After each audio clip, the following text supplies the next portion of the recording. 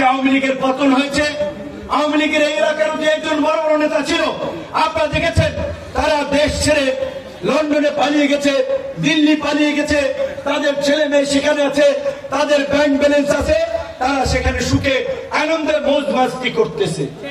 আর যারা কর্মী ছিল তারা এখন স্তরে তরে পাড়ায় পাড়ায় বেড়ায়।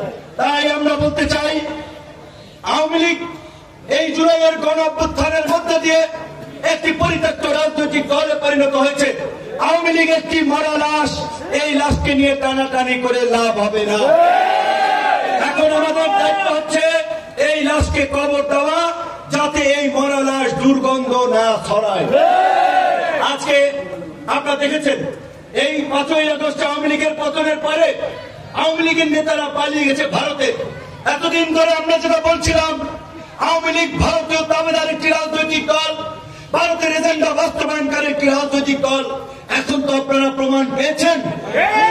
আজকে ভারতের সাথে পাকিস্তানের যুদ্ধমুখী অবস্থা, চীনের সাথে সংকট, বাংলাদেশকেও তারা নানান ভাবে অস্থিতিশীল করার জন্য ষড়যন্ত্র করছে এবং ভারত এই ষড়যন্ত্রের অস্ত্র হিসেবে আওয়ামী লীগকে ব্যবহার করছে।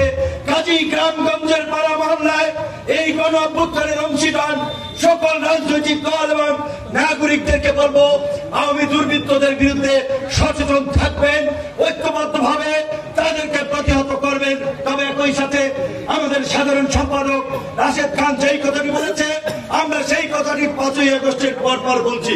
এদেশে আওয়ামী লীগ এবং বিএনপি দুটো বৃহৎ রাজনৈতিক দল ছিল। অনেক সাধারণ মানুষ আওয়ামী লীগের এই সমস্ত অপকর্মের সাথে জড়িত না হলেও আওয়ামী লীগ সমর্থন করেছে কিংবা আওয়ামী লীগ করত। সেই সমস্ত নিরীহ মানুষ, সাধারণ মানুষকে অন্যায়ভাবে হয়রানি করা যাবে না, তাদের সাথে কেউ জুলুম করবেন না, তাদের উপরে কেউ নির্যাতন করবেন না, এটা আমাদের আহ্বান। কিন্তু যারা এলাকায় উৎপাত করেছে, দখলদারি চাঁদাবাজি করেছে, ভিন্ন মতের মানুষের উপরে হামলা করেছে, মামলা দিয়েছে, তাদের প্রশ্নে বিন্দু মাত্র ছাড় হবে না।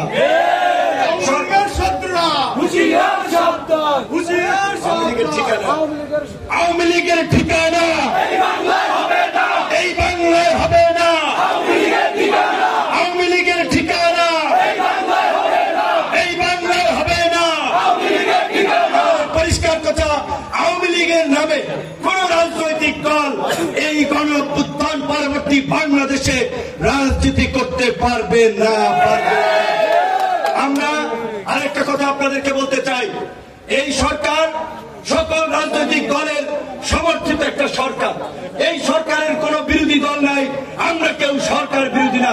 সকলে মিলেমিশে আমরা সরকারকে সহযোগিতা করে রাষ্ট্র সংস্কার এবং জন আকাঙ্ক্ষার বাস্তবায়নে কাজ করছি।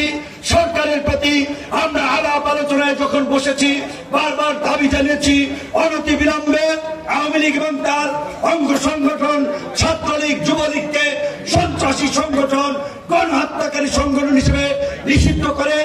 ছাত্রলীগ নিষিদ্ধ হয়েছে, আশা করি অতি দ্রুত সময়ের মধ্যেই আওয়ামী লীগ, যুবলীগও নিষিদ্ধ হবে।